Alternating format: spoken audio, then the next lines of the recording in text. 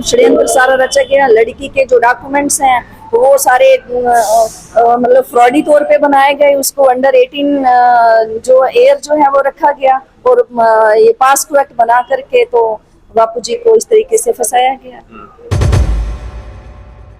उस लड़की ने ये कहा कि बापू जी ने मेरे साथ छेड़छाड़ की। तरीका उसके लिए तरीका ये तरीका अपनाना आपने ज्यादा बेहतर समझा, ये नहीं समझा कि आप अपने वकील से बात करें?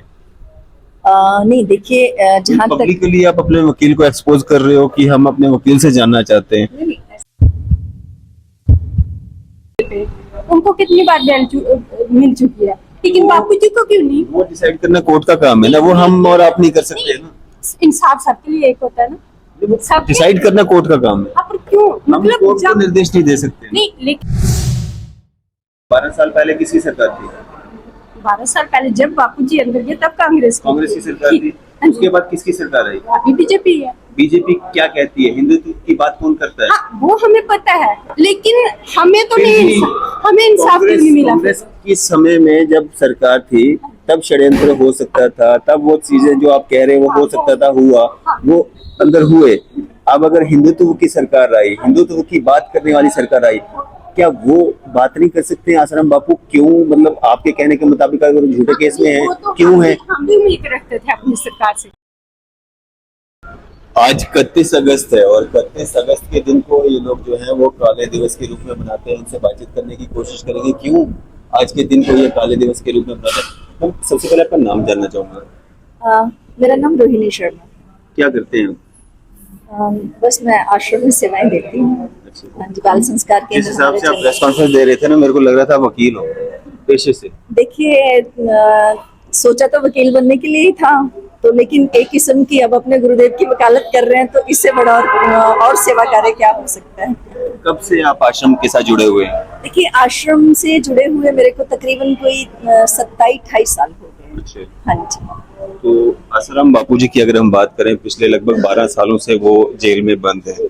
आप लगातार प्रेस कॉन्फ्रेंस करके ये कह रही हैं कि उनको रिहा किया जाए, यही मांग है आपकी? हाँ जी, बिल्कुल यही मांग है हमारी। एक ही मांग है कि बापू जी को रिहा किया जाए। 31 अगस्त का दिन आप काले दिवस के रूप में मनाते हैं, ऐसा क्यों? देखिए, 31 अगस्त जो है ये इसलिए हम इसको काला दिवस के रूप में मनाते हैं क्योंकि आज ही के दिन हमारे बापू जी को जेल मंदिर में लिया गया था। यही कारण। क्या हुआ था, क्यों लिया था उनको? देखिए, बापू जी के ऊपर आरोप लगे थे। ये अप्रैल 14 अप्रैल की बात है, अगस्त शायद, अगस्त की, हाँ सॉरी, अगस्त की बात है। तो एक लड़की जो बापू जी के ऊपर इल्जाम लगाती है कि वो लड़की लड़की आश्रम की थी। देखिए, जब भी हो गया था उसको आश्रम में? उसको आश्रम में वो लड़की पढ़ रही थी गुरुकुल में। हाँ, गुरुकुल हमारे होते हैं, गुरुकुल में पढ़ रही थी। 18 साल से कम थी? नहीं, वो अंडरेज नहीं थी। वो वहाँ पे लिखा गलत गया था, क्योंकि जब भी कोई षड्यंत्र जो है वो रचा जाता है ना, तो उसकी संरचना भूमिका जो है वो पहले ही तैयार हो चुकी होती है।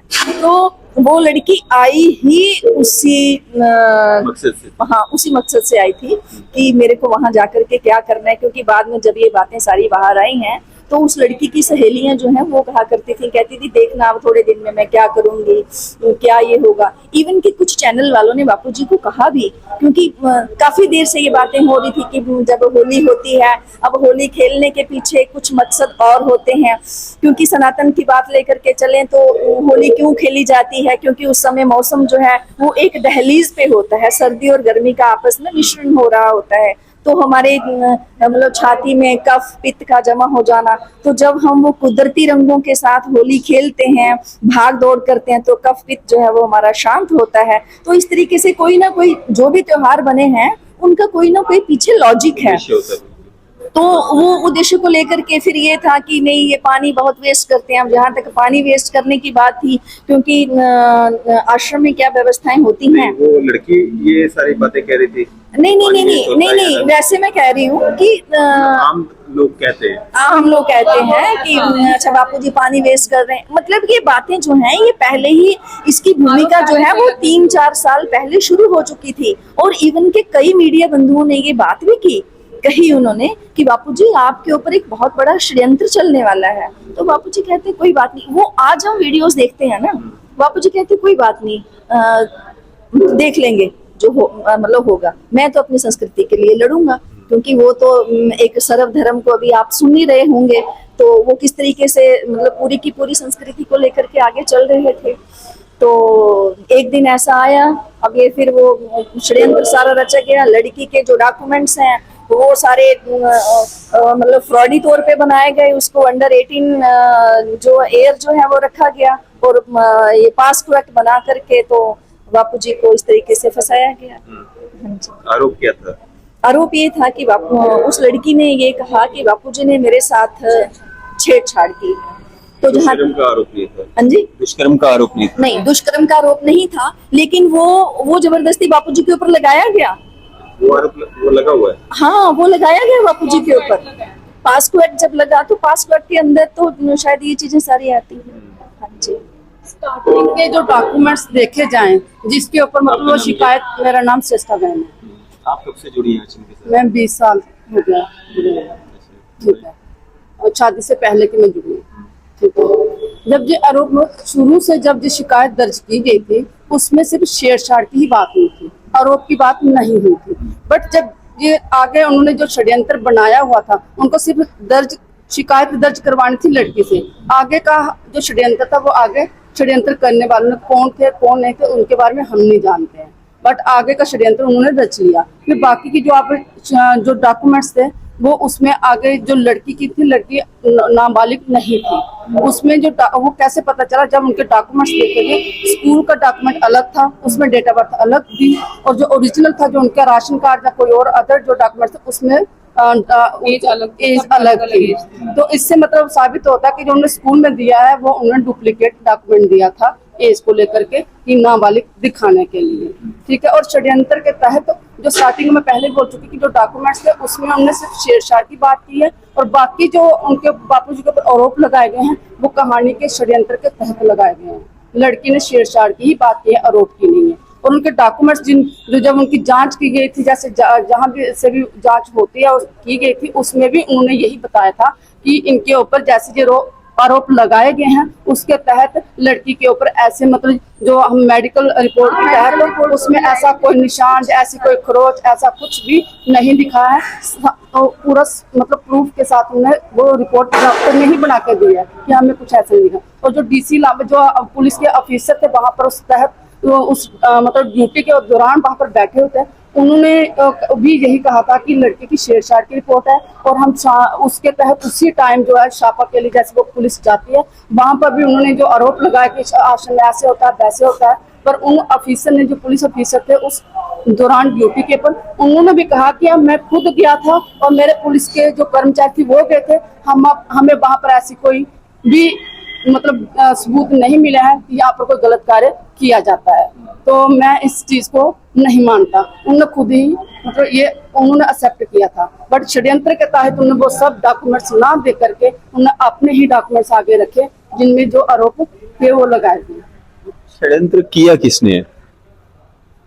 कोई तो होगा जिसने षड्यंत्र किया होगा, सरकार होगी, कोई व्यक्ति विशेष होगा। देखिए मैं आपको बताती हूँ, वो कहते हैं ना कि घर का वेदी लंका ढाए, हम बाहर क्यों जाएं, ठीक है। आप हम सभी बहनों को देख रहे होंगे कि कितने सादापन में आई हैं, ठीक है। मेरे माथे पे भी आप बिंदी देखिए, सिंदूर है, चंदन है, यानी कि बापूजी ने मना किया कि कॉस्मेटिक जो है वो अपने चेहरे पे लगा करके पार्लरों में जा करके आप मत जाइए। आपने अगर अपने चेहरे पे ओज लाना है, तेज लाना है, तो आप यज्ञ करो, आप हवन करो, आप अपने मतलब ये ब्रह्मचर्य का पालन लो। तो जिस महिला में ये सब क्वालिटीज होंगी तो उसको किसी पार्लर जाने की आवश्यकता ही नहीं है, तो कॉस्मेटिक अगेंस्ट हो गया, ठीक है। अभी मैं आपको मेडिकल की तरफ लेके जाती हूँ।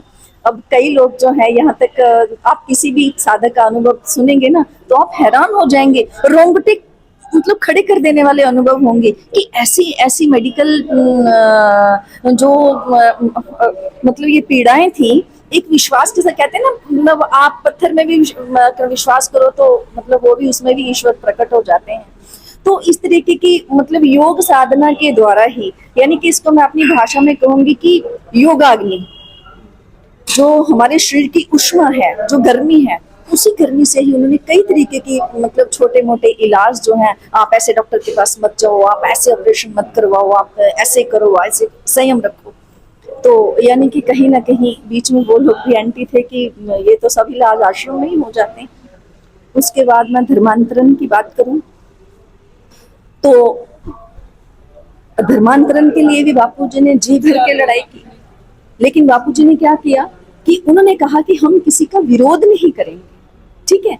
जो मतलब हो सकता है कि किसी को हमारी संस्कृति की पहचान ना हो, अभी जैसे मैंने तुलसी की एग्जाम्पल दी, अभी जैसे मैंने माता पितृ पूजन की एग्जाम्पल दी, अभी मैंने एग्जाम्पल दी अपने ये इसकी वैलेंटाइन डे की, ठीक है। तो वो इस तरीके से कुछ लोग ऐसे थे जो जानबूझ के समाज को गंदगी में धकेलना चाहते हैं। तो उन्होंने कहा कि नहीं, ऐसा क्यों हो रहा है, मतलब कई होते हैं ना कि हाँ भाई समाज में कांट शांट चलती ही रहे। तो कुछ ऐसे लोग भी थे, और वो कोई बाहर से उठ के तो आए नहीं थे, अपने ही थे। अब हिंदुस्तान पूरा मतलब भारत की बात करें तो अपने घर का होता है ना, तो इसलिए कहते हैं ना कि घर का बेदी लंका ढाए। तो ये जब ये सारी शक्तियां इकट्ठी हो गई कि धर्मांतरण को बापूजी ने रोका, बापूजी ने कॉस्मेटिक को रोका, बापूजी ने मतलब इसके ऊपर मेडिसिन, अच्छा फिर व्यसन के ऊपर मांस, मीट, अंडा, शराब, इवन कि मैं आपको ऐसी फैमिलीज जो बापूजी के कांटेक्ट में मुस्लिम फैमिलीज हैं जिनके घरों में प्रॉपर तुलसी पूजन होता है, बापूजी की पूजा। आप कवालियां सुनिए बापूजी की, इतनी सुंदर कवालियां, आप आंखें बंद करके देखिए कि वो तो मतलब होश ही खो बैठते हैं कलाकार। तो उनको कुछ दिखाई दिया तो हाँ जी, किसी जीव की हत्या क्यों करनी है, नहीं करनी है। शराब पी करके आदमी मदहोश हो जाता है, तो वो सारी शक्तियां भी एकत्रित हो गई। तो ये बहुत सारी शक्तियां काम करती हैं, तो फिर जाकर के इतने बड़े लेवल पे षड्यंत्र जो है वो रचे जाते हैं। अब जिनके फॉलोअर्स मतलब 6 करोड़, मैं कहूँ 6 करोड़ तो जब गुरुदेव व्यासपीठ पे बैठते थे 6 करोड़ तब थे 6 करोड़।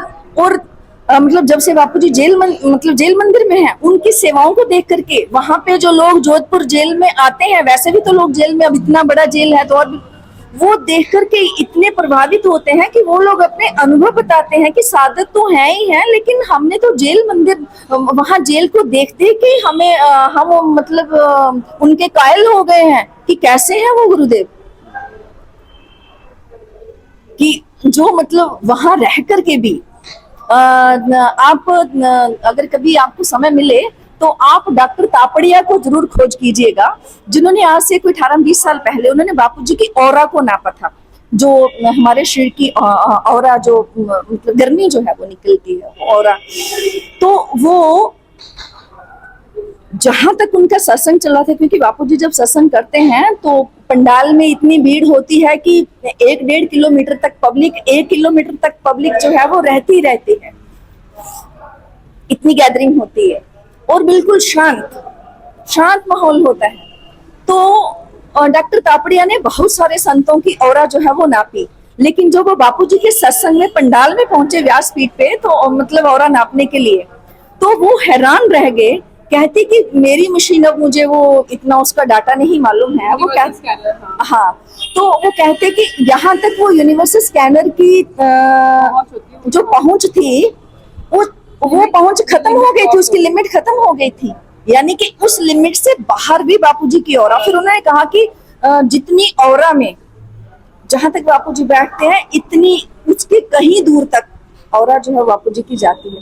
तो आप सोचिए कि कितनी पॉजिटिविटी होगी, कितनी शांति होगी उनके संपर्क में आने से। ये तो आप कह रहे हो क्योंकि आप उनके आश्रम के साथ जुड़े हुए हो, लेकिन जो आरोप उन पे लगे हैं वो काफी गंभीर आरोप है। क्या आपको भारत देश की न्याय व्यवस्था पे भरोसा नहीं है?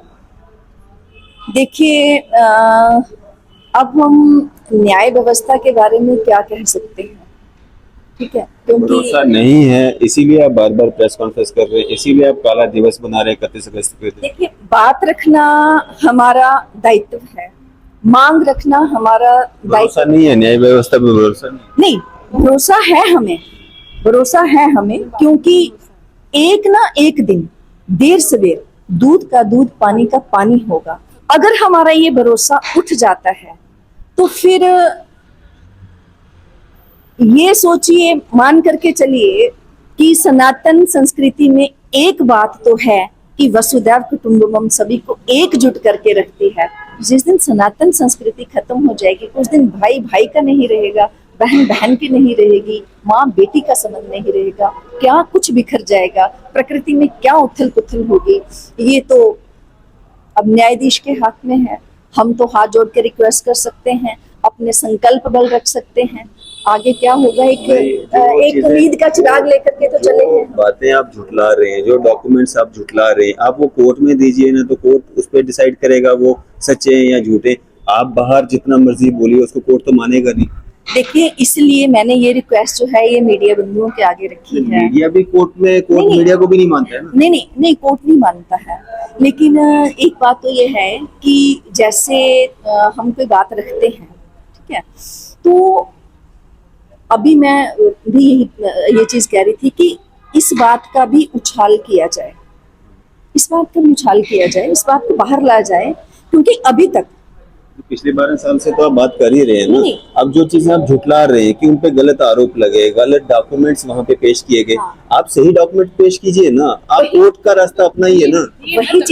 वही चीज मैं कह रही हूँ कि कागज जो हैं, जो कोर्ट में मतलब दिए जाते हैं, उन कागजों के ऊपर संज्ञान क्यों नहीं लिया जाता? क्योंकि आप देखिए, ये एक मेरी बात नहीं है, ये नहीं कि हमारे ही बापूजी हैं तो मैं ही मतलब हम सभी मतलब उनका पक्ष रख रहे हैं। ऐसे तो पहुंची, अगर हमारे क्लियर हुआ है तभी तो पहले सेशन में था ना, अभी हाई कोर्ट में हमारी अपनी पहुंची है, तभी तो प्रूफ हुआ है ना, कुछ तो पॉजिटिविटी आई है ना हमारे केस में, तभी तो मतलब पहले मतलब कोर्ट में था, अभी हमारा मतलब अभी इसके बाद सुप्रीम कोर्ट में जब हमारा केस जाएगा तो क्लियर हो जाएगा। उनमें पूरा विश्वास है, क्योंकि बापूजी निर्दोष थे, निर्दोष हैं और निर्दोष रहेंगे।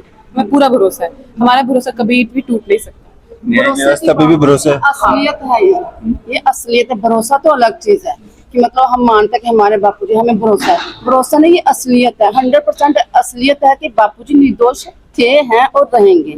और ये तो एक साधारण मतलब वो तो जैसे जज हैं, वो छोटे मोटे इंसान नहीं है, हर चीज को, असलियत को भी देख सकता है, झूठ को भी देख सकते, वो भी परख कर सकते हैं।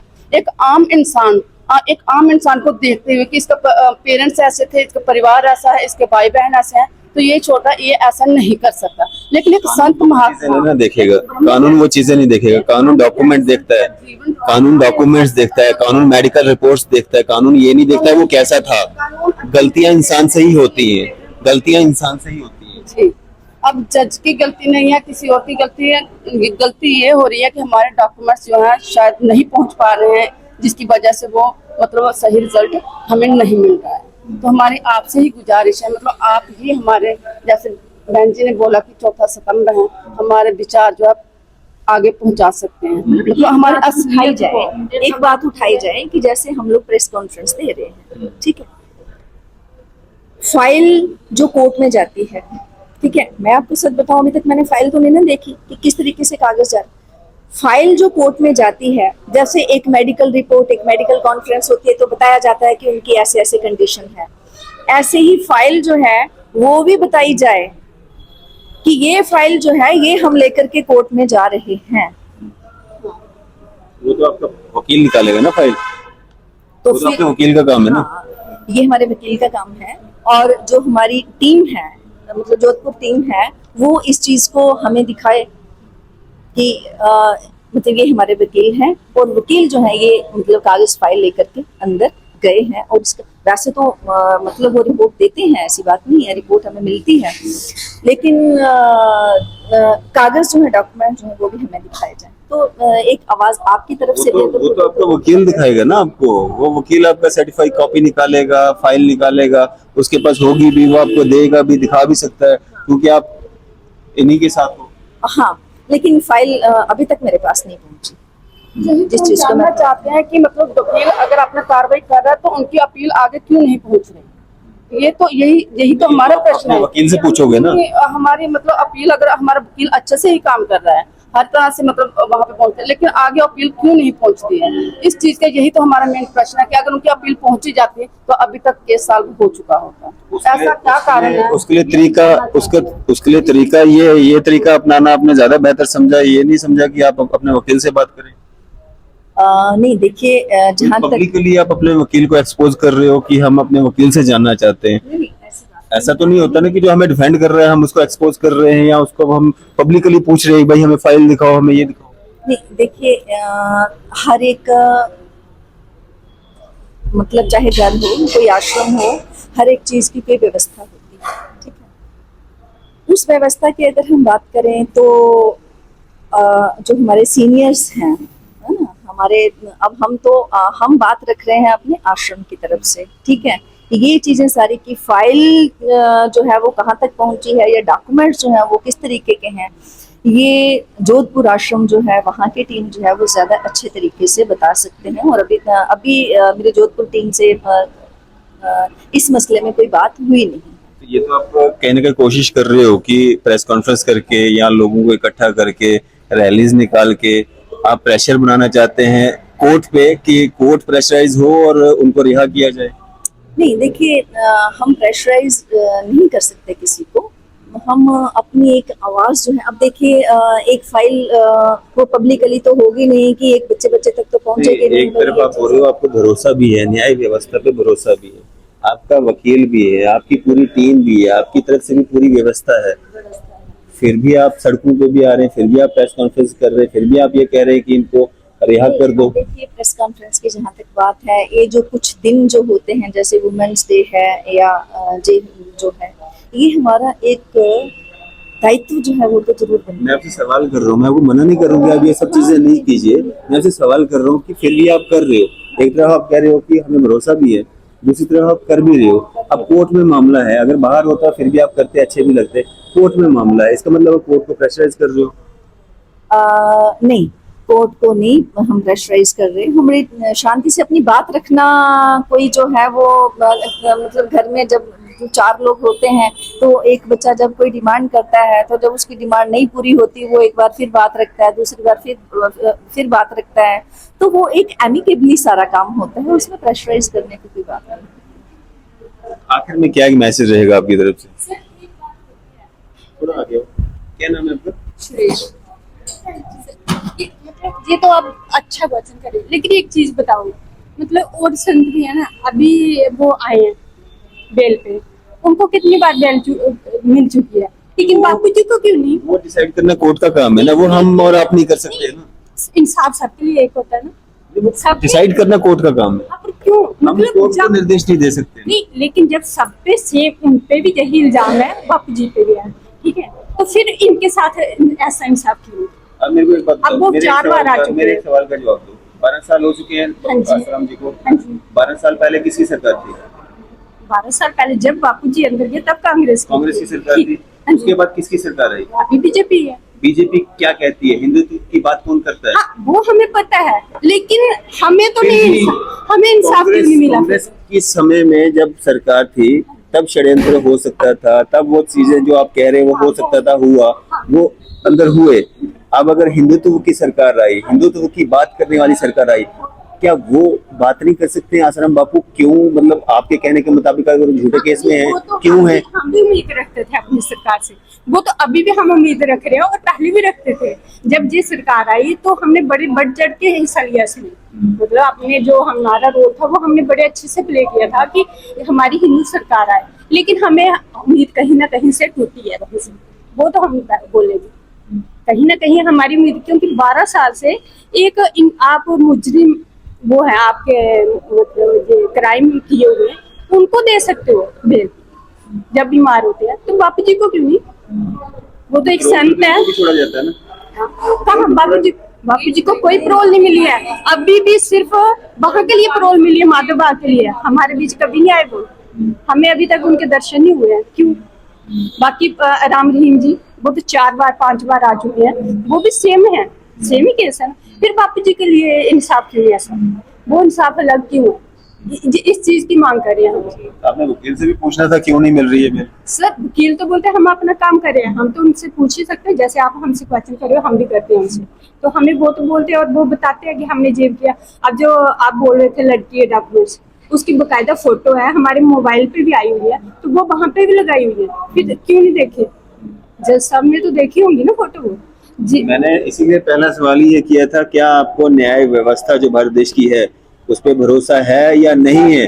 अगर है वही भरोसा रखिए, अगर नहीं है तो सीधा बोलिए कि नहीं है भरोसा। एक चीज हो रहा है इसमें कि हम किसी को डायरेक्ट नहीं कर सकते, क्योंकि उसके लिए फिर हमें पहले बताना पड़ेगा उसके लिए, वो हम चीज नहीं कर सकते, ठीक है। लेकिन अब आप बताओ, आप हमारी जगह पे हो, आप क्या करोगे? यही क्वेश्चन मैंने आपसे किया, आप क्या करोगे इसके लिए? ये तो बहस वाली बात होगी ना, आप क्या करोगे? मैं, मेरा काम सवाल करना, मैं सवाल कर रहा हूँ आपसे, जवाब बनता है आप दीजिए, नहीं बनता है मत दीजिए। नहीं, हम भी वही बोल रहे हैं कि हम भी अब तक यही बोल रहे हैं, सरकार से भी यही बोल रहे हैं। अभी ये हम निकालते हैं तो सरकार को यही दिखाने के लिए कि सबके लिए अगर न्याय आप बोलते हो सेम है, तो वापसी के लिए भी होना चाहिए, बस यही मांग है हमारी। चलिए जी, ये पूरा मामला है यहाँ पे, और आपकी इस सब पे क्या राय है? आप अपनी राय जो है जरूर साझा कीजिएगा। इसी तरह की मजीद अपडेट्स के लिए आप देखते रहें न्यूज़ इंडिया।